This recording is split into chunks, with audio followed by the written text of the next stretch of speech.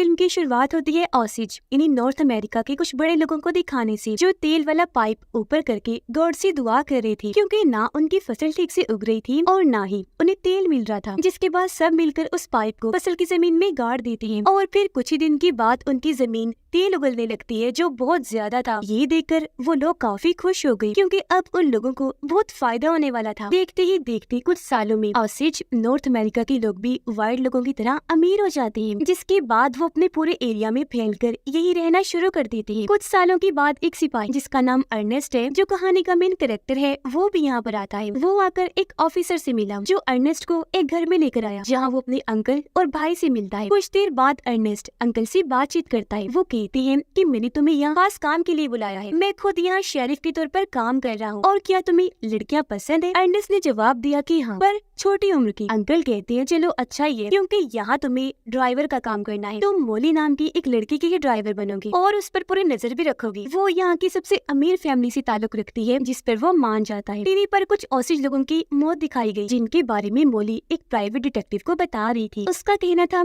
कि पता करवाएं कि इनकी मौत कैसी हुई, जिस पर डिटेक्टिव मान गया, क्योंकि इस चीज के बदले काफी बड़ा इनाम रखा गया था। जिसके बाद मोली वहाँ से बाहर आई और अब वो उससे मिलती है। ऐसे ही पे हर रोज अर्नेस्ट उसके लिए ड्राइवर का काम करता है, जिस बीच ही काफी बातें भी करती है। एक फेस्टिवल त्योहार के प्रोग्राम में मोली और बाकी सब लोग शामिल हुए। वापिस आने पर वो अर्नेस्ट को एक हैट गिफ्ट देती है। वो फिर उसे अपने साथ घर लेकर आई, जहाँ अर्नेस्ट उसकी मॉम से मिला, जो बीमार थी। रात को जब ये दोनों खाना खा रही थी, तो मोली उससे पूछती है कि तुम कब आई और यहाँ किसके लिए आई, जिस पर अर्नेस्ट उसे बताता है कि मैं मेरे अंकल के पास आया था, उन्होंने ही तुम्हारी जॉब दी मुझे कि मैं तुम्हारे लिए ड्राइवर बनूं। मोली उसके अंकल की तारीफ करती है कि हाँ, वो काफी अच्छे इंसान है। यह शराब पीकर दोनों काफी बातें करते हैं और अर्नेस्ट उसकी तारीफ करता है कि तुम बहुत खूबसूरत हो। अगले दिन फिर से एक फेस्टिवल प्रोग्राम था, जहाँ पर मोली की बहन और उसकी बहन का हस्बैंड भी आया हुआ था, जिसका नाम बिल था। बिल की तो बहनें भी थी। एक बहन अर्नेस्ट और मोली की जोड़ी की तारीफ करती है, जिससे यहाँ हमें पता चला कि वो दोनों एक दूसरे को पसंद करते हैं। फिर जब दोनों अकेले थे, तो अर्नेस्ट उससे शादी के लिए पूछता है कि क्या तुम मुझसे शादी करोगी, जिस पर वो हाँ बोलती है। और फिर अगले ही दिन ये दोनों अपने अपने रिवाज के हिसाब से शादी कर लेती हैं। दोनों काफी खुश थे और इन्हें देखकर अंकल भी। यहाँ मोली की बहन जो बीमार थी, अंकल के पास आई, काफी दुखी नजर आ रही। अंकल उसे संभालती हैं कि तुम परेशान ना हो, तुम्हें कुछ नहीं होगा। पर उस बेचारी की तबीयत इतनी खराब थी कि 1 साल के बाद ही उसकी मौत हो जाती है, जिससे उसकी मोम और बहनें काफी दुखी हो जाती है। थोड़ी देर बाद अर्नेस्ट अंकल से आकर मिला। अंकल उसे बताते हैं कि असूल के मुताबिक मोली की बहन की मौत के बाद उसकी सारी जायदाद अब उसके हस्बैंड बिल को मिलेगी, पर अगर हम उसे मार दें और वो ना रहा, तो फिर वो जायदाद मोली को मिल जाएगी। और जाहिर है उसे मिलने पर उसके मरने के बाद तुम्हें, इसीलिए अब इन सबको मारना होगा, यानी कि मोली, उसकी बहनें, बिल और उसकी बहनों को भी, ताकि सारी जायदाद की वारिस तुम बन सको। ये सुनकर अर्नेस्ट को हैरत तो हुई, पर वो फिलहाल इसके लिए मना कर देता है, ये कहकर कि अभी मेरा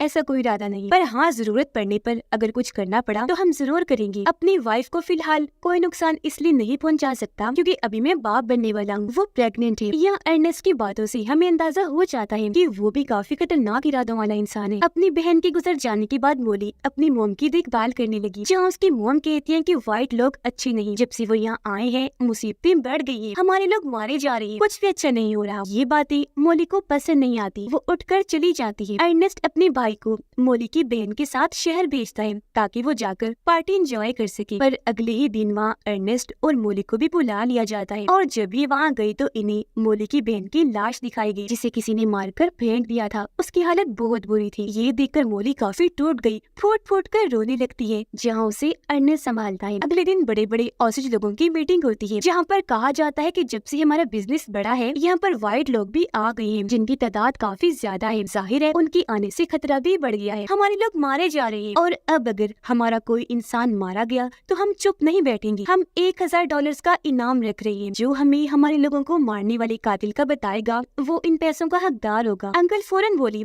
कि मैं $2000 दूंगा कातिल को पकड़वाने वालों को, जिस पर सभी अंकल के लिए काफी खुश हो जाते हैं। अब अर्नेस्ट, मोली, बिल और उसकी बहन से मिली। सभी मोली की बहन की मौत पर काफी दुखी नजर आ रही थी। अब एक और आदमी की मौत हो गई, जिसके बारे में प्राइवेट डिटेक्टिव अर्नेस्ट और मोली को बताता है। साथ ही वो यहाँ मोली को ये जानकारी भी देता है कि अंकल ने पहले तुम्हारी एक बहन के साथ शादी की, फिर दूसरी के साथ भी। ये भी हो सकता है कि तुम्हारी बहन यानी बिल की वाइफ को उसी ने मारा हो। मैं इस बारे में पता लगवा रहा हूँ, अभी कोई पक्का सबूत नहीं है मेरे पास। जो सुनकर मोली काफी दुखी हो गई। अब ये सारी बातें जाकर अर्नेस्ट अंकल को बताता है कि प्राइवेट डिटेक्टिव को तुम पर शक है, पर तुम फिक्र न करो, उसके पास कोई पुख्ता सबूत नहीं है और बाकी सारा मामला मैं संभाल लूंगा। जिसके बाद वो आकर मोली को संभालता है, उसे तसल्ली देने लगा कि अगर तुम्हारी बहन की मौत में अंकल का हाथ हुआ तो मुझसे जो हो सका मैं उसके साथ करूंगा, छोड़ूंगा नहीं उनको। पर मोली अभी भी दुखी थी। तब अर्नेस्ट उसे सहारा देता है। फिर ये दोनों वहाँ के डॉक्टर से आकर मिले जो मोली की डायबिटीज शुगर का इलाज कर रही थी। यहाँ पता चला कि अब उनका दूसरा बेटा भी हो गया है। अगले दिन अर्नेस्ट को अंकल मिलने के लिए बुलाते हैं। कहते हैं कि 4 साल गुजर गए हैं, पर तुमने हमारे मकसद के बारे में ना कुछ बताया ना कुछ किया। क्या करना है उस बारे में जो चीज मैंने तुम्हें बताई थी, यानी तुम्हारी वाइफ मोली समेत सबको मारने का क्या इरादा है? जिस पर अर्नेस्ट जवाब देता है कि मोली बहुत अच्छी है और मैं उसके साथ बहुत खुश हूँ, मैं उसे कुछ करना नहीं चाहता। ये सुनकर अंकल को गुस्सा आ गया। वो कहते हैं अच्छा तो ये बात है, जो कहकर वो अर्नेस्ट को काफी मारता है सजा देने के लिए। फिर कहते हैं कि ये सब करना हमारा मकसद है जो हमें कैसे भी करके पूरा करना है। मोली ने फिर से अपने काम के लिए एक इंस्पेक्टर को चुना है। पहले भी उसने एक डिटेक्टिव को भेजा था। अगर किसी को भी कुछ पता चल गया तो तुम और मैं दोनों ही फंस जाएंगे। तुम बेशक खुश हो उसके साथ, पर मैं तुम्हें पैसों के साथ अमीर होता देखना चाहता हूँ। उसके बाद तुम ज्यादा खुश रहोगी और अब तुम्हें अपने मकसद को याद करके उस पे काम करना शुरू करना है। जिस पर अर्नेस्ट हाँ में सर हिलाता है। अब कुछ दिन के बाद मोली की प्राइवेट डिटेक्टिव को आकर कोई मार देता है, जिसके बाद अंकल और अर्नेस्ट को उसका भाई एक बॉम्ब डीलर्स के पास लेकर आता है,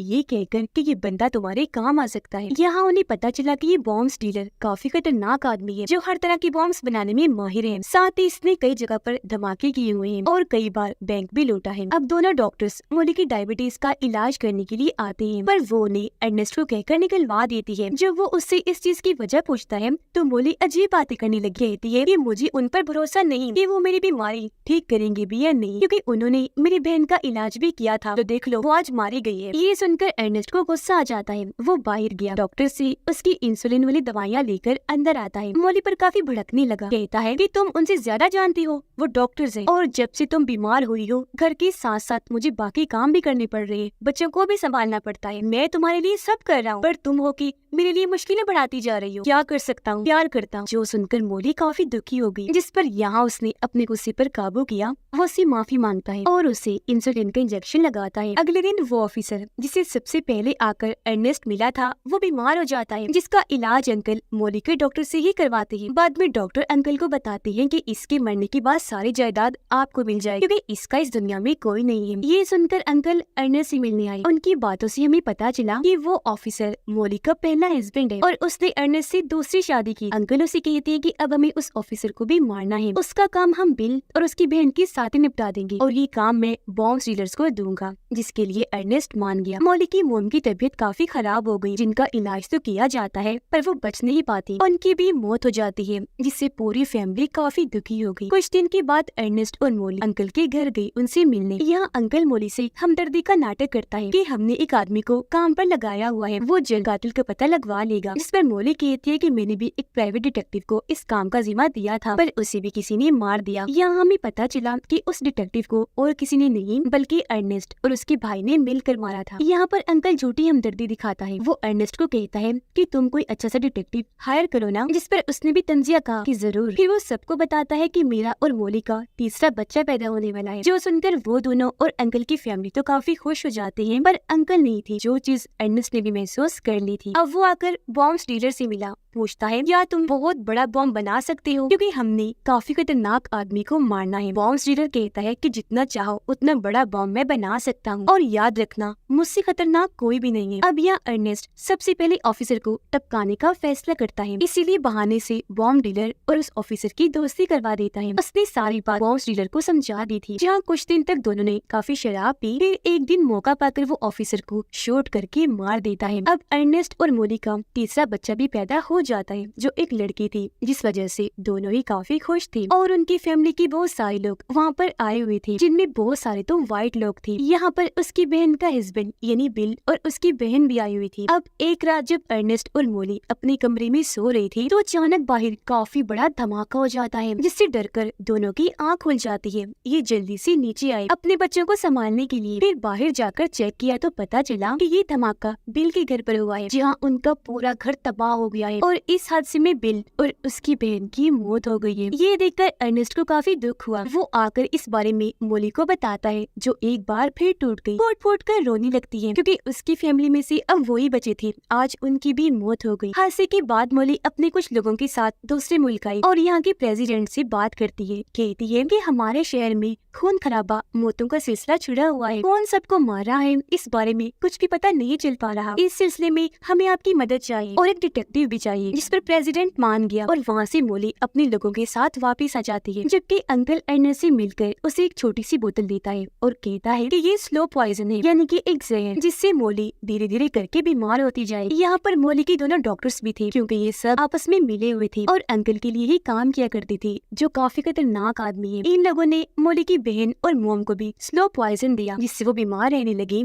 और उनकी मौत हो गई। यहाँ अर्नेस्ट अंकल से नाराज हुआ, काफी गुस्सा करता है कि तुम मेरी वाइफ को मारना चाहते हो। मैं ऐसा नहीं चाहता, क्योंकि मैं उससे प्यार करता हूँ। जिस पर वो यहाँ झूठ बोल देता है कि वो इस स्लो पॉइजन से सिर्फ बीमार रहेगी, कमजोर होगी, मरेगी नहीं। ये मैं तुम्हारे लिए ही कर रहा हूँ। तुम्हें अमीर बनता देखना चाहता हूँ। जब वो बीमार पड़ी रहेगी तो उसका बिजनेस तुम संभाल लेना। जिसके लिए वो मान गया और अगले ही दिन से अर्नेस्ट उसे दवाई में स्लो पॉइजन मिलाकर देता रहा, जिससे मोली बीमार रहने लगी और उनकी सोच के मुताबिक अर्नेस्ट उसका बिजनेस संभालता है। वो इंसुलिन के इंजेक्शन के जरिए उसे ये स्लो पॉइजन दिया करता था। अब कुछ दिन के बाद अर्नेस्ट के घर पर एक एजेंट आया, जो अर्नेस्ट को बताता है कि मुझे अपनी तरफ से प्रेसिडेंट ने भेजा है, क्योंकि मोली उनसे मदद मांगने आई थी। उसने एजेंट की भी मांग की थी, तो इस सिलसिले में एजेंसी ने मुझे यहाँ भेजा है। अर्नेस्ट उसे मोली से मिलने ही नहीं देता, कहता है कि अभी वो बीमार है, आप एक हफ्ते के बाद आइएगा। जिस पर एजेंट उसकी बात मानकर यहाँ से चला गया। पर अब अपनी तरफ से वो एजेंट काम पर लग जाता है। उसने अपने साथियों को भी शामिल कर लिया था। वो यहाँ इंक्वायरी करने लगा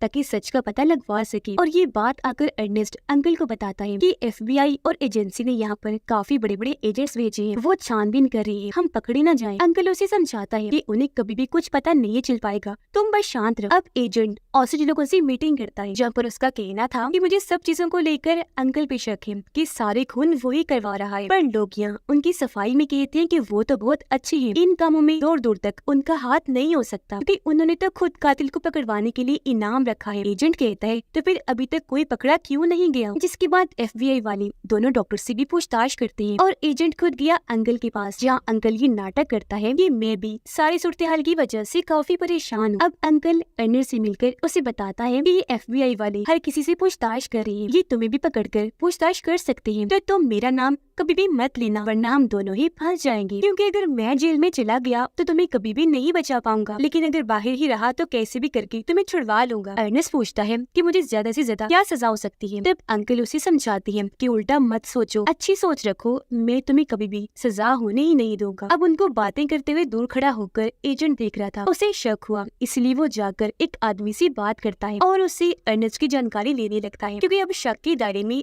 वो भी आ गया था। जिस पर वो आदमी बताता है कि एक दिन मोली की बहन अर्नेस्ट के भाई के साथ आई थी, जिसके अगले ही दिन उसकी मौत हो गई। तो हो सकता है कि इन मौतों का अर्नेस्ट से ताल्लुक लाजमी हो। अर्नेस्ट स्लो पॉइजन मोली को देता रहता है, जिससे उसकी हालत और खराब रहने लगी थी, तो वो ही उसे संभालता है। पर अब उससे मोली की ये हालत देखी नहीं जाती और वो थोड़ा स्लो पॉइजन अपनी शराब में भी डालकर पी जाता है, पर बाज नहीं आया। फिर से मोली को इंसुलिन के साथ वो स्लो पॉइजन देता रहता है। वो कहीं न कहीं सोच रहा था कि मुझे FBI को सारी सच्चाई बता देनी चाहिए। और अब अगले दिन जब वो एक जगह पर बैठा हुआ था, तो यहाँ पर एजेंट और उसके साथी आकर अर्नेस्ट को पकड़ लेते हैं। फिर पूछताछ के लिए उसे अपने साथ ले आई। यहाँ उससे सवाल किया जाता है, क्या तुमने किसी की जान ली? इस पर वो कहता है कि मैंने किसी की जान नहीं ली, पर मेरी वाइफ की हालत बहुत खराब है, उसे मदद की जरूरत है। तब तक ऑफिसर्स बॉम्ब डीलर को भी पकड़ लेते हैं। दो एजेंट्स जब अर्नेस्ट के घर आए तो मोली को काफी बुरी हालत में पाते हैं, यानी वो बेहद बीमार थी। ये लोग फौरन उसे उठाकर हॉस्पिटल ले आए, जहाँ पर उसका इलाज शुरू कर दिया जाता है। अब FBI का एजेंट अर्नेस्ट से पूछताछ करने आया, कहता है कि हमने तुम्हारी वाइफ को घर से उठाकर हॉस्पिटल भिजवा दिया है, उसकी हालत बहुत खराब है और हमें उसके पीछे तुम ही जिम्मेदार लगते हो, इसलिए अब तुम सच बता दो कि आखिर ये सब तुम किसके कहने पर कर रही थी। तो तब यहाँ अर्नेस्ट सच उगल देता है कि मेरे अंकल के कहने पर। अब उसके बयान पर अंकल को गिरफ्तार कर लिया जाता है। मोली का काफी अच्छे से इलाज होने लगा, जिस वजह से वो धीरे धीरे करके ठीक होना शुरू हो जाती है। अब एक तरफ काफी दिन तक इंक्वायरी चलती रही, जबकि मोली पूरी तरह ठीक हो जाती है और फिर अर्नेस्ट को कोर्ट में पेश किया जाता है। यहाँ अंकल का वकील खड़ा हुआ कहता है कि मुझे अभी तक अर्नेस्ट से ठीक से इंक्वायरी करने ही नहीं दी, ये मेरा हक बनता है। जिस पर दूसरा वकील मुखालफत करता है और ये देखकर कोर्ट के सारे लोग भड़क गए। इसलिए जज सुनवाई कुछ दिन के बाद रख देता है, जिसके बाद अर्नेस्ट को वकील और अंकल के लोगों के पास भेजा जाता है। यह वकील उसे कहता है कि अगर तुम अंकल के बारे में सब कुछ बता दोगे तो वो और तुम हमेशा के लिए जेल के अंदर चले जाएंगे, और अगर ऐसा हुआ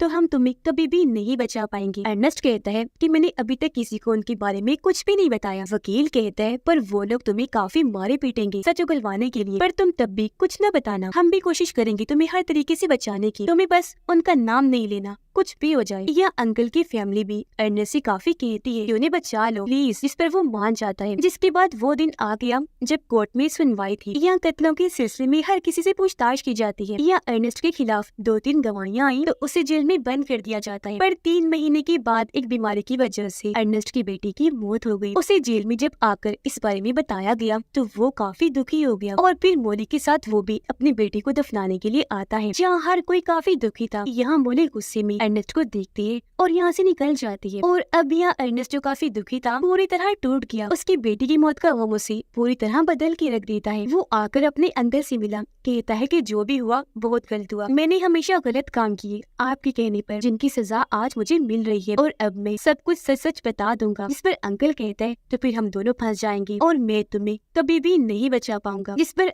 अब वो यहाँ कहते हैं कि अब मुझे बचना भी नहीं है। जो कहकर दुखी होते हुए वो यहाँ से निकल गया। जिसके बाद अगले दिन जब अर्नेस्ट को कोर्ट में पेश किया जाता है तो यहाँ उससे सवाल किया गया कि क्या तुमने ये सब कुछ अंकल के कहने पर किया, यानी कि मोली की बहन, ऑफिसर और बाकी सबको मरवा दिया। जिस पर अब यहाँ वो हाँ बोलता है। वो बाकी साथियों का भी नाम बता देता है और ये चीज वहाँ बैठी मोली भी देख लेती है। अर्नेस्ट कहता है कि मैं पैसों की लालच में अंधा हो गया था, जिस वजह से मैंने ये सारे गलत काम किए जिनका आज मुझे बहुत पछतावा है। उससे पूछा जाता है क्या तुमने मोली से पैसों के लिए प्यार किया था। वो कहता है कि नहीं, मैं उससे सच्चा प्यार करता हूँ, जो बात सरासर झूठ थी, क्योंकि उसे तो छोटी उम्र की लड़कियां पसंद थी, जो उसने कहा भी था, यानी कि उसने सिर्फ पैसों के लिए ही मोली से प्यार किया था। ये सारा नाटक किया। कुछ दिन के बाद एजेंट अर्नेस्ट और मोली को मिलवाता है, जहाँ वो उससे कहते हैं कि प्लीज मुझे माफ कर दो। मोली जो पहले उससे काफी नाराज थी पूछती है क्यों, किस वजह से। इस पर अर्नेस्ट कहता है क्योंकि मैं बहुत बुरा था पर अब सुधर गया। यहाँ मोली उससे पूछती है क्या तुम इंसुलिन में मुझे जहर मिला कर दिया करते थे, जिस पर वो झूठ बोल देता है। और ये सुनकर मोली उठी वहाँ से चली गई, क्योंकि वो जानती थी कि अभी भी झूठ बोल रहा है और कभी नहीं सुधर सकता। अब कहानी में हम काफी सालों के बाद का वक्त देखते हैं, जहाँ एक रेडियो शो चल रहा था। यहाँ पर चीफ इस पूरे केस का खुलासा करके सबके सामने लाती है कि आगे क्या हुआ। अर्नेस्ट और अंकल को पहले उम्र कैद की सजा हुई, पर कुछ अरसे के बाद उन्हें छोड़ दिया गया पैरोल पीरियड के लिए, जिसमें उन्हें सुधरने का मौका दिया जाएगा। पर लोगों ने अंकल के खिलाफ काफी प्रोटेस्ट एहतजाज किए, मगर क्योंकि उनकी उम्र काफी ज्यादा हो गई थी तो 87 साल की उम्र में उनकी मौत हो गई। दोनों डॉक्टर्स को भी छोड़ दिया गया क्योंकि उनके खिलाफ कोई सबूत नहीं मिला था। और अर्नेस्ट के भाई को भी थोड़ी सजा के बाद आजाद कर दिया गया। अर्नेस्ट की सजा पूरी होने पर मोली ने उसे डिवोर्स दे दी, जिसके बाद उसने तीसरी शादी कर ली। लेकिन 50 साल की उम्र में डायबिटीज की वजह से उसकी भी मौत हो गई, जहाँ मोली को भी उसकी फैमिली के साथ ही दफन किया गया था, क्योंकि उसने अपनी फैमिली को बुरी तरह अपनी आंखों के सामने मरते हुए देखा था। इसके बाद हम फिर से एक फेस्टिवल प्रोग्राम को देखते हैं, जहाँ पर व्हाइट ऑसी हर कोई इस मौके पर खुशी से डांस कर रही थी, क्योंकि अब सारे ही एक हो गई थी, यानी उनके बीच का फर्क हमेशा के लिए आज खत्म हो गया था। और इसी के साथ इस फिल्म की कहानी यहीं पर खत्म हो जाती है।